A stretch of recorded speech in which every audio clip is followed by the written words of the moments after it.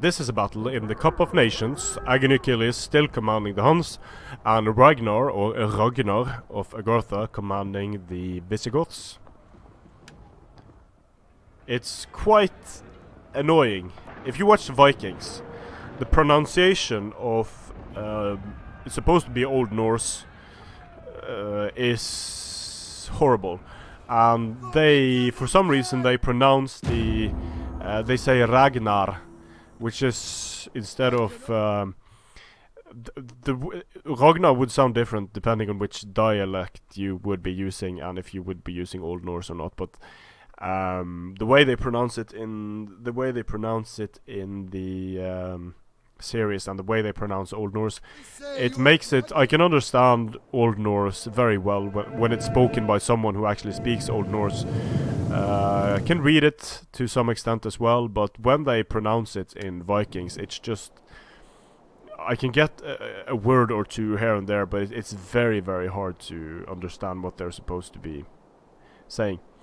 So, once again, the Huns, the build with the 6 archers, 6 cav, 6 War warriors, and 2 Bosphorans for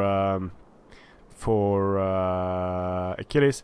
He is up against, 6 Germanic archers, 1 Germanic bow, Thracian oath swords, Thracian warriors, and Germanic horse.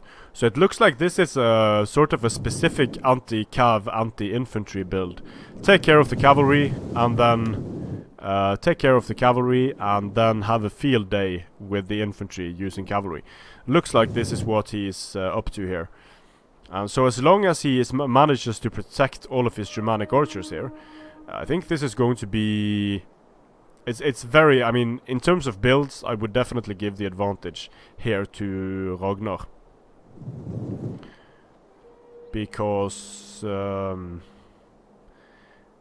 yeah, this is the maximum allowed amount of cavalry, the maximum allowed amount of Germanic archers. But the interesting thing here, though, is the cavalry might not be close enough to stop these very fast step lancers. But very smartly done here, moving into loose formation is going to give him the time to move through here, catch the Hunnic cavalry, and probably also defeat it. While he is going to lose this Germanic archer here. He's going to lose Germanic archers here.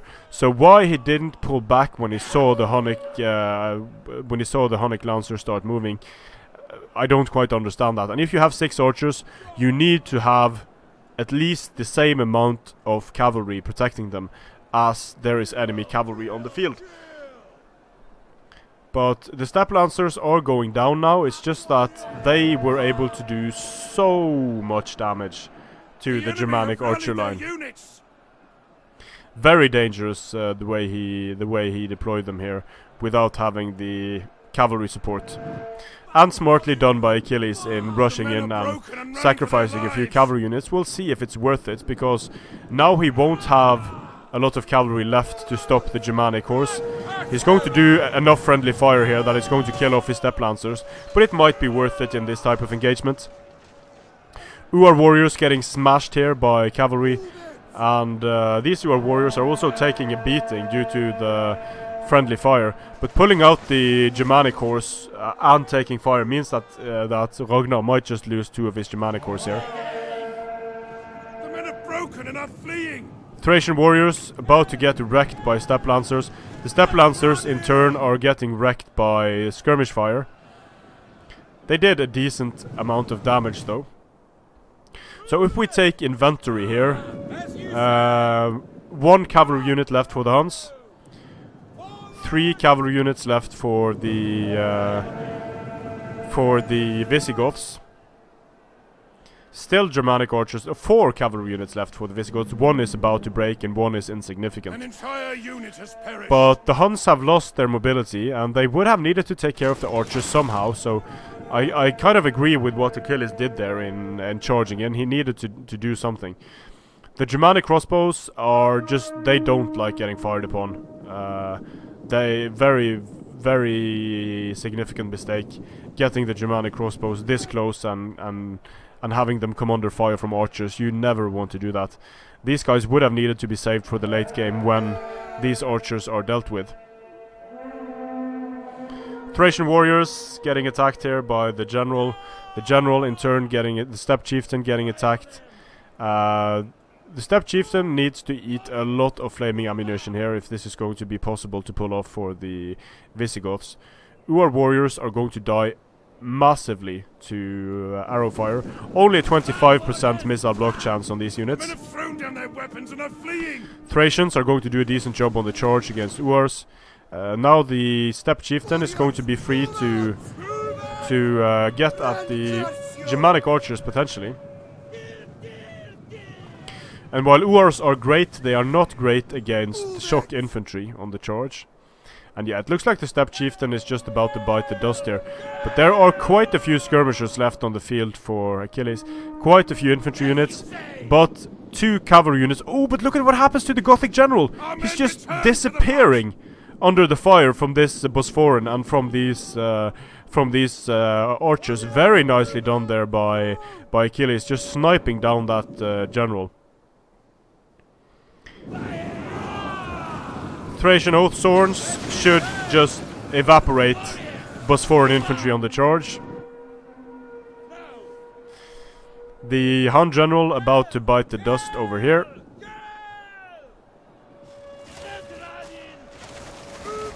Enemy units have rallied and returned to the And battle. wow. These, but this type of formation here, I'm not quite sure what Achilles is doing with his skirmishers. He's going to eat a lot of unnecessary fire by being as compact. Our general has fallen. And now the Hunnic general is dead, mass wavering. Might see a mass rout here of the general. And that's the problem with the Huns. One of them anyway, they have many problems.